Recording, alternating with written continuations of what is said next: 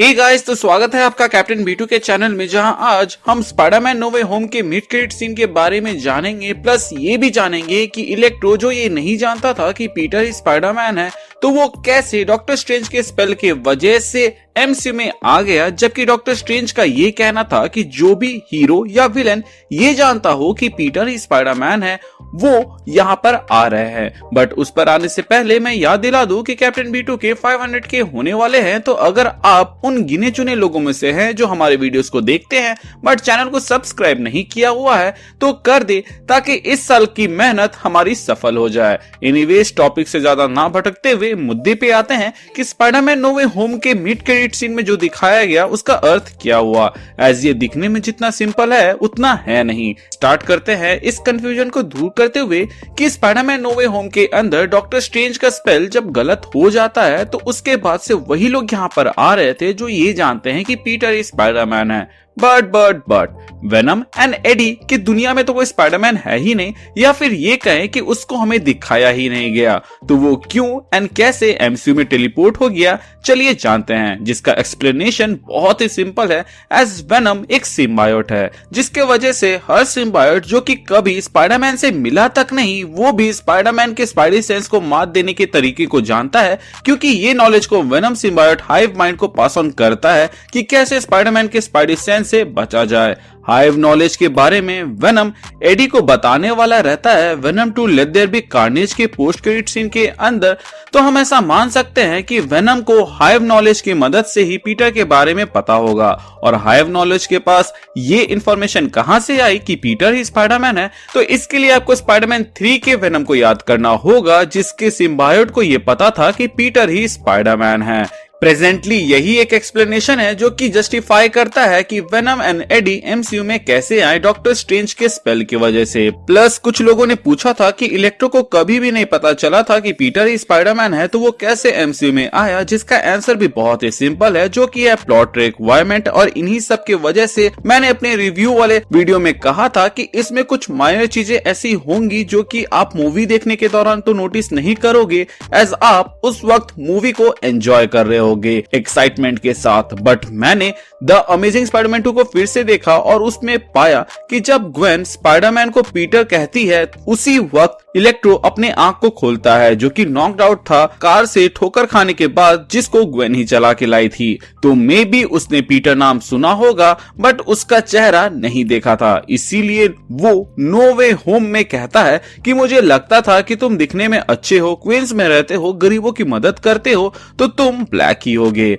जहां बाकी विलन्स अपने यूनिवर्स के स्पाइडरमैन का फेस देखे हुए थे, वहीं इलेक्ट्रो ने सिर्फ नाम सुना था कि पीटर ही स्पाइडरमैन है। एंड क्योंकि ये उसने मरने से पहले सुना था, इसीलिए हो सकता है कि उसके दिमाग में ये बात बस गई हो और इसी वजह से वो एमसीयू में आया हो। एनीवेज, अब बात करते हैं उस वेनम के टुकड़े के बारे में जो कि एमसीयू में रह गया। तो ये काफी नहीं है कि किसी एक ह्यूमन के ऊपर काबू पा सके, बट मे बी ये एक सैंपल के जैसा काम कर सकता है मिलिट्री रिसर्च फैसिलिटी के अंदर, जहां इसको यूज करके एजेंट वेनम बनाया जाए एडी ब्रॉक को। अगर एक पल के लिए हम मान लें कि ये वेनम का टुकड़ा कैपेबल है किसी ह्यूमन के साथ बॉन्ड करके उसको वेनम जैसा फिजिक देने के लिए, तो वो मे बी स्पाइडरमैन से मिले या उसका सामना करे, क्योंकि यही एडी का भी लास्ट डिसीजन था कि वो स्पाइडरमैन से मिलना चाहता था। मे बी वो बॉडी बदल कर इस यूनिवर्स के एडी या स्पाइडरमैन तक पहुंचेगा, जैसे राइट लाइफ फाउंडेशन के हेड तक पहुंचा था, या फिर उस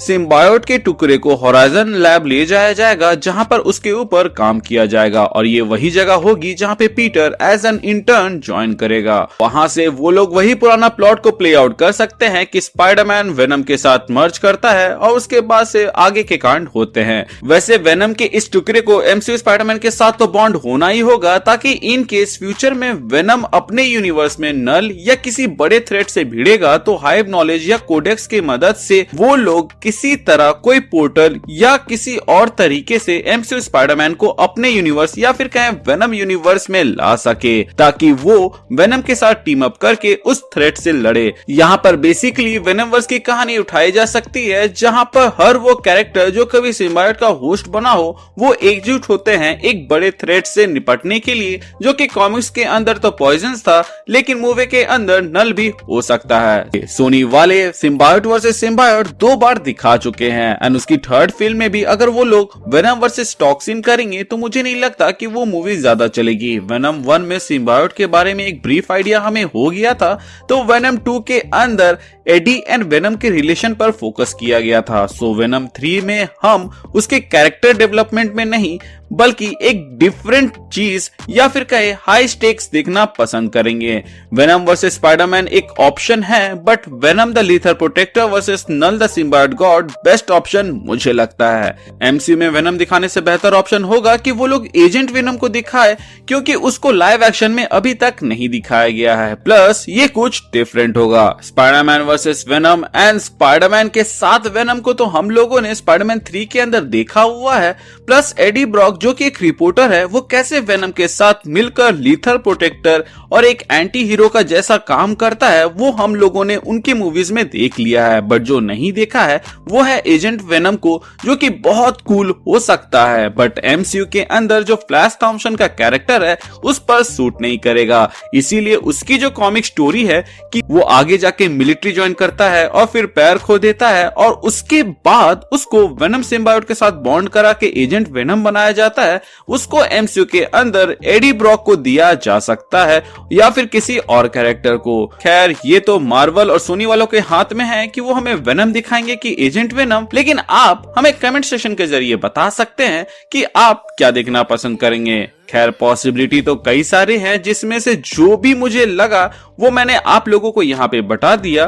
फिर भी हमसे कुछ रह गया हो तो आप हमें कमेंट सेक्शन के जरिए बता सकते हैं। टोबी ने तो मूवी के अंदर पहले ही बताया था कि वो एक एलियन गू टाइप चीज से लड़ चुका है, जो कि एक कॉलबैक था स्पाइडरमैन 3 का, उसका और वेनम से लड़ाई का। बट हो सकता है कि ये एक फोरशैडोइंग कर रहा हो एमसीयू स्पाइडरमैन वर्सेस वेनम को लेके। इसके अलावा स्पाइडरमैन का बेस्ट फ्रेंड का विलन बनने का जो ट्रैक रिकॉर्ड रहा है अभी तक का, उसको शायद तक नेड कंप्लीट करे, क्योंकि इस चीज को भी इस मूवी के अंदर टीज किया गया है। तो मे बी आने वाले समय में हमें हॉबगॉब्लिन भी देखने को मिल सकता है। इस चीज को मैंने अपने एंडिंग एक्सप्लेन वाले वीडियो में अच्छे से बताया है, तो अगर आप उसको जानने में इंटरेस्टेड हो तो उसको चेकआउट कर सकते हो। अगर आप अभी भी कंफ्यूज हो कि कैसे नेड एमजे सब पीटर पार्कर को भूल गए, तो उस चीज को मैंने अपने एंडिंग एक्सप्लेन वाले वीडियो में बताया हुआ है, तो आप उसको चेकआउट कर सकते हैं। इसके अलावा अगर आप हमारे चैनल पे नए हैं तो चैनल को सब्सक्राइब कर दीजिएगा, और पुराने हैं तो प्लीज चेक कि आपने बेल आइकन दबाया है या नहीं। अगर आपने दबा दिया है तो वेल एंड गुड, और अगर आपने नहीं दबाया है तो उसे दबा दे, ताकि जब भी मैं कोई वीडियो डालूं उसका नोटिफिकेशन आपको जाए। इसके अलावा हमारे चैनल का एक छोटा सा मोटो है, जो कि ये लोगों की मदद करे, अपना ख्याल रखे and keep moving forward, current लगाकर आगे बढ़ते रहे। Thank you for watching this video, stay tuned.